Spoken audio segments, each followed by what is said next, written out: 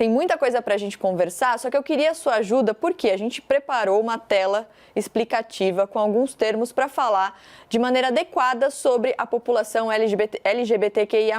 A gente vai ver e aí eu queria que você me ajudasse. O primeiro destaque que a gente tem é o termo expressão de gênero. A gente pode entender isso como o jeito de uma pessoa mostrar o gênero dela publicamente, escolhendo um nome, as roupas que vai usar, por exemplo. A expressão de gênero nem sempre corresponde ao sexo atribuído a essa pessoa quando ela nasceu. Aí tem a identidade de gênero, que é uma percepção que a pessoa tem de si mesma.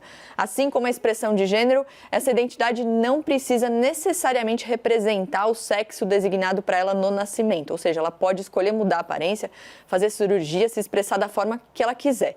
E aí tem a orientação sexual, e eu acho muito importante a gente falar sobre a diferença entre orientação sexual e identidade de gênero. O André já antecipou um pouquinho pra gente, mas eu quero ouvir ele de novo, que é o sentimento de atração sexual, afetiva e emocional entre as pessoas. Você pode sentir atração por homem, mulher, ou por quem não se identifica com nenhum desses gêneros. E por último, a gente tem o sexo em si, que são as características físicas e corporais, a anatomia, a genitália, os órgãos reprodutivos, a biologia, os cromossomos e os hormônios e por aí vai. Aqui vale uma ressalva: as pessoas intersexo, por exemplo, são aquelas que nasceram com variações de características sexuais. Nesse caso, elas não se enquadram numa definição típica de corpos masculinos ou femininos. A gente usou como base um manual de comunicação LGBTQIA+, feito pela Aliança Nacional LGBTI e pela Gay Latino, com a participação de várias organizações dentro dessa causa. Esse material foi divulgado pelo Programa Conjunto das Nações Unidas sobre HIV/AIDS. E, claro, enquanto a gente construiu o programa, a gente também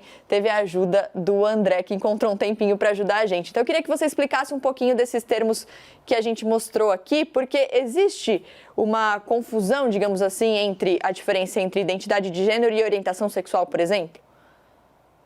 São duas coisas que a gente tem que entender que são completamente distintas, né? A identidade de gênero é a maneira como você, dentro desse sistema, né, de classificação, usando como parâmetro esse sistema de classificação binário homem e mulher, né, é a maneira como você se identifica. Eu, por exemplo, me identifico como um homem, fui designado homem ao nascer e, portanto, eu sou um homem cisgênero, ao contrário de pessoas transgênero, que se identificam, né, não se identificam com o gênero que lhe foi atribuído ao nascer. Então, a gente tem identidade de gênero, a gente está falando, né, com relação ao sexo biológico, digamos assim. Então, você pode ser cis ou trans, você pode ser homem ou mulher, você pode ser uma pessoa trans, um homem trans ou uma mulher trans, e você ainda pode ser uma pessoa que não se encaixa nesse sistema binário. Então, você pode ser uma pessoa que pode se entender como não binário ou como gênero fluido. A gente ainda tem outras classificações surgindo, como pansexual, por exemplo, que tem a ver com orientação sexual e identidade de gênero. Então, só para dizer que a identidade de gênero não tem a ver com a orientação sexual. A orientação sexual, ela pode ser para uma pessoa. Eu, por exemplo, me entendo como um homem gay, então é porque, né, eu me relaciono afetivamente, sexualmente com pessoas do meu mesmo gênero, né, com homens também.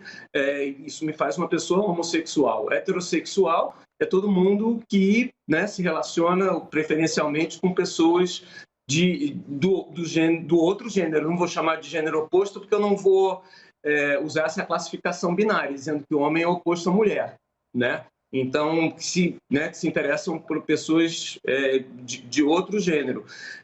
Só que você ainda tem as pessoas que são bissexuais, né, que se interessam pelos dois gêneros. Você tem os assexuais, que são as pessoas que não têm interesse afetivo ou sexual por outras pessoas. E aí você pode fazer as combinações possíveis todas, né? Então, você tem pessoas...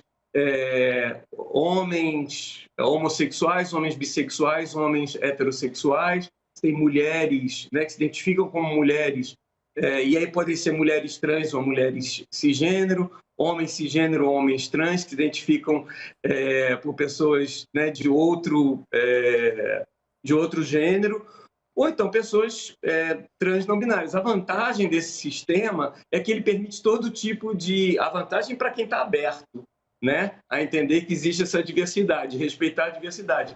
é que tem todo tipo de combinação possível. A pessoa pode ser trans não binária, ela pode ser uma travesti lésbica, né? Você tem todo tipo de possibilidade aí dentro. E a gente tem que, na verdade, ao invés de ficar preso num saudosismo que não era bom, né, de uma época que não era boa para muita gente, que era muito difícil para muitas pessoas que não se encaixavam simplesmente nessa questão homo ou hétero, homem ou mulher, pessoas que se apegam a isso, na verdade, estão eliminando a possibilidade de pessoas que enxergam e se enxergam, que enxergam outras possibilidades de expressão da sua afetividade, seu desejo,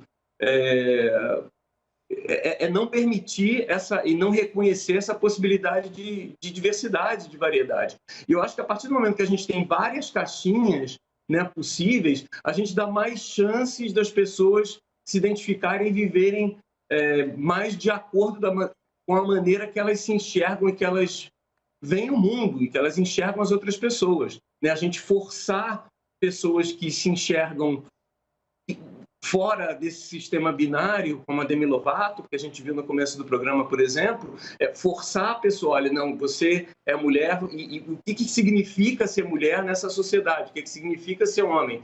São todos conceitos baseados, obviamente, em questões biológicas, né? num gênero biológico, que tem a ver com biologia, e aí, naquele gráficozinho lá, o sexo aparece, né, ali embaixo, que tem questões, obviamente, biológicas, né? O corpo do homem tem diferença do corpo da mulher, e aí chamando de homem e mulher, isso que a gente designa como homem e mulher, mas obviamente que existe essa diferença, mas as pessoas podem se entender, e por isso que o ser humano, né, a humanidade evolui, a gente, né, você pensar que há 200 anos a escravidão era tida como normal e uma coisa explicada a gente até justificava na própria Bíblia a escravidão. E hoje a gente entende que a escravidão, né, que pessoas de outra raça não devem ser escravizadas.